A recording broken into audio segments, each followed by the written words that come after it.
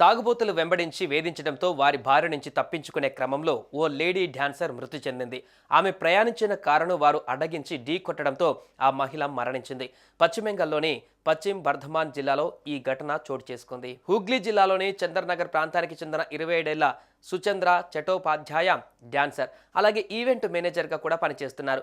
ఆమె తన టీంతో కలిసి ఒక ప్రోగ్రాం కోసం బీహార్లోని గయాకు కారులో బయలుదేరింది.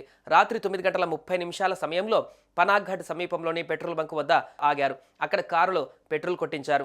అయితే అదే సమయంలో ఆ పెట్రోల్ బంక్ వద్ద ఉన్న మరో కారులో 5గురు వ్యక్తులు ఉన్నారు. వారంతా మద్యం సేవించి ఉన్నారు. కారులో పెట్రోల్ కొట్టిస్తున్న సమయంలో మద్యం సేవించి ఉన్న కొంతమంది సుచంద్రను టీచ్ చేశారు. దీంతో సుచంద్ర అక్కడి నుంచి బయలుదేరి వెళ్ళిపోయారు. అయినా ఆకతాయిల వేధింపులు ఆగలేదు. ఆమె వాహనం అక్కడి నుంచి బయలుదేరగా తమ కారులో వెంబడించారు. నిర్లక్ష్యంగా డ్రైవ్ చేయడంతో పాటు ఆ మహిళ పట్ల అసభ్యకరంగా కామెంట్లు చేశారు. రోడ్డు డివైడర్ వద్ద ఆమె కారును ఢీకొట్టి అడ్డుకున్నారు. దీంతో ఆ వాహనం బోల్తా కొట్టింది. ముందు సీట్లో కూర్చున్న ఆ మహిళ తీవ్రంగా గాయపడగా మిగతా 2 స్వల్పంగా గాయపడ్డారు. వారిని సమీపంలోని హాస్పిటల్కు తరలించగా సుచంద్ర మరణించినట్లుగా డాక్టర్లు నిర్ధారించారు. సుచంద్రను టీచ్ చేసి వేధించిన వ్యక్తులు తమ కారు నుంచి దిగి అక్కడి నుంచి పారిపోయారు.